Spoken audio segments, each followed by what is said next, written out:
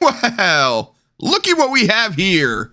Little woke warrior Simu Liu is once again envisioning himself as some kind of virtue-signaling savior of the Marvel Cinematic Universe, courageously taking on the racist saltines and illawafers who dare to criticize the MCU because he says they desire to see it return to the glory days when only white people played the lead characters.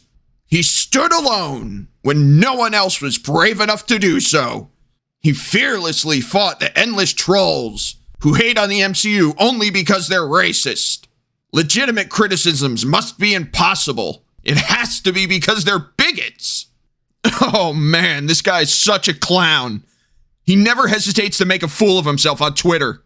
He's such a raging narcissist that this time he thought he had enough clout to actually call industry legends Martin Scorsese and Quentin Tarantino quote-unquote racist gatekeepers for daring to criticize the MCU, which he was absolutely thrashed for doing so. So let's check it out and laugh at this idiot. Some guy named Simu Liu, who starred one of those crappy Marvel movies everyone's already forgotten, took to the Twitter Tuesday to attack legendary directors Quentin Tarantino and Martin Scorsese as racist. Oh, look out everyone, Simu Liu is here to save us all from the racists. Liu is clapping back because Scorsese and Tarantino are not Marvel movie fans. Their lack of affection for superhero movies in general appears to be based on 3 solid reasons. 1, Scorsese and Tarantino are not 11 years old. 2, they believe superhero movies are not cinema, but rather $250 million amusement park rides that say nothing about the human condition. And 3, superhero movies suck all the oxygen out of the theaters, leaving no room for anything else. What's so funny is that Scorsese said what he said more than 3 years ago, and the Marvel babies are still butthurt over it. In July of 2019, the Oscar winner told Empire, "I don't see Marvel movies. I tried, but that's not cinema. Honestly, the closest I can think of them, as well made as they are, with actors doing the best they can under the circumstances, is theme parks. It isn't the cinema of human beings trying to convey emotional, psychological experiences to another human being." So this quote from Scorsese, I agree with it, but only partially. I can definitely agree with the analogy that superhero movies are like theme parks. And for the most part, he's right when he says they don't have human beings trying to convey psychological experiences to another. Although there are a few incredibly well-made superhero movies that have managed to do that, in my opinion. I mean, come on, if The Dark Knight didn't manage to convey psychological experiences, then I don't know what does do that. But it's without a doubt incredibly rare. I mean, Simu Liu's dog shit Shang-Chi sure as hell didn't pull that off. So this is the only thing that I would slightly disagree with Martin Scorsese on. And then, of course, this brings us back to Quentin Tarantino, who I just made a video about yesterday. And his thoughts on superhero films is 100% spot on. And this is what Tarantino had to say. "Part of the Marvelization of Hollywood is you have all these actors who have become famous playing these characters, but they're not the movie stars. Captain America's the star. Thor is the star. I mean, I'm not the first person to say that. I think that's been said a zillion times. But it's these franchise characters that become a star. I mean, it's just fucking common sense. Look, I'm not going to pretend I don't like superhero movies at all like these guys. I do love them just as much as the next person, but not the current MCU. God, no, I absolutely despise it. The movies have been absolute dog shit. But still, even during the better days of the MCU, you cannot pretend that people who were going to see those flicks did so because of the actors in them. You go for the comic characters. It's just the truth. I absolutely love Robert Downey Jr. as Tony Stark and Iron Man. But I wasn't saying to my friends years ago, "Yo, let's go see the new Robert Downey Jr. movie." It was always, "Let's go see Iron Man kick some ass." That's why RDJ's Dr. Dolittle absolutely bombed at the box office. And same with Chris Evans in Lightyear. Although that movie had many other problems with it. But if Chris Evans was such a bankable star, all the politics surrounding that movie wouldn't have stopped people from going to see it. He just isn't a movie star. Anyway, this has gotten off topic. We're supposed to be laughing at Simu Liu here. So these comments that I just talked about here are what caused him to get pink in the face with woke anger. And he started throwing out all of his favorite buzzword insults. Well, as we all know, no one is allowed to question the dogma of the sacred Marvel without being attacked as racist. So this Simu Liu guy let Scorsese and Tarantino have it.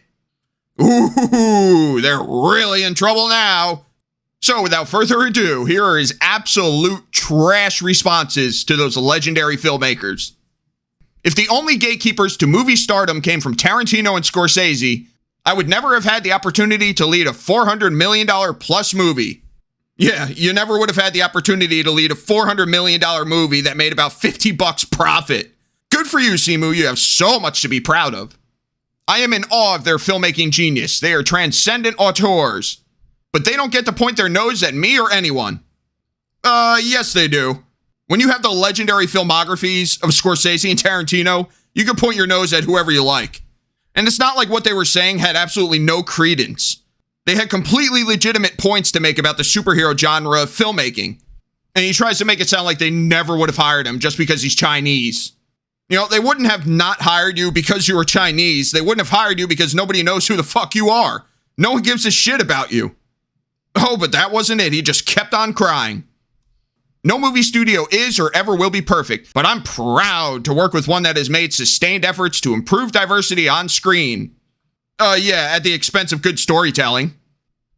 By creating heroes that empower and inspire people of all communities everywhere. I love the Golden Age too, but it was white as hell. But it was white as hell. This guy's an absolute joke. You know, before Kevin Feige lost himself in identity politics, back then he didn't choose those specific characters because they were white. They were chosen because they were some of the most recognizable, beloved, and most popular comic book characters that they knew people would want to go to the movie theater to watch. And they actually stayed true to the original source material for the characters for the most part. The characters just happened to be white. That isn't why they were chosen, which unfortunately has become the main priority for the MCU now. That's the only thing they care about in Phase 4 and beyond. It's cool though, people weren't having this bullshit. He was getting absolutely annihilated in the replies. Really fighting for diversity by hiding the black people in their posters in foreign markets. Yep, super duper social justice warrior Disney fights for black people so passionately that they hid the late Chadwick Boseman's face in the Chinese Black Panther poster. And John Boyega was shrunk down to an absolutely tiny size for The Force Awakens. Rest in peace, Chadwick Boseman.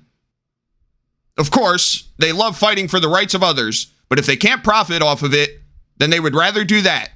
Disney removed same-sex kiss from Star Wars film in Singapore. Oh yeah, I remember them doing that as well for the Singapore release of Rise of Skywalker.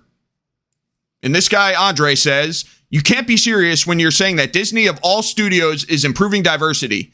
They are monetizing diversity and taking it out whenever they can to please China. Bingo!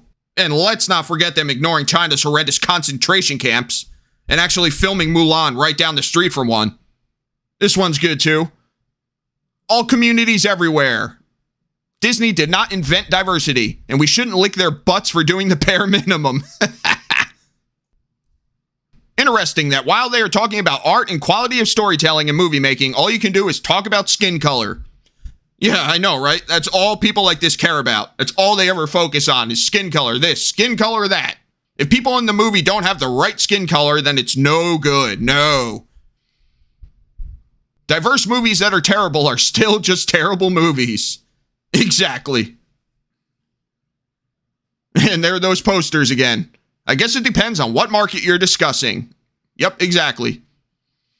Why do you continue to act like there were never Asian actors in Western movies or Asian movies in general?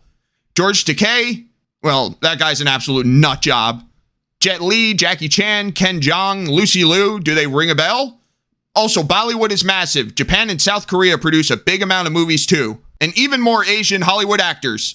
Ken Watanabe, Michelle Yeoh, John Cho, Steven Yeun, and so much more. You are not the first and you won't be the last. Stop making yourself more important than you are.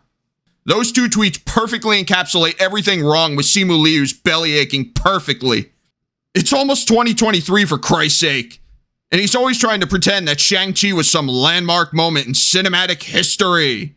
It wasn't special, the movie was shit, and he was far from the first Asian in a movie. Oh, and Simu Liu had one last tweet for everybody. And this is how Captain Cringe responded to everyone tearing him a new one for his trash takes. Bracing for loser internet trolls like...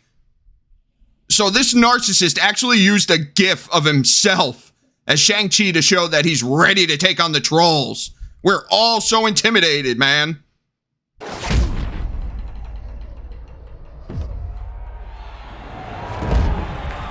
So anyway, that's pretty much it. Simu Liu once again making an idiot of himself on Twitter while everyone points and laughs. But I'm sure that will be far from the last time we hear from him again. He's so desperate to get more acting jobs, which is why he's always virtue signaling so hard and consistently finds a way to make everything about himself. Let me know what you think of this in the comments down below. Please like and share the video and consider subscribing if you enjoy my content. And I'll catch you all later.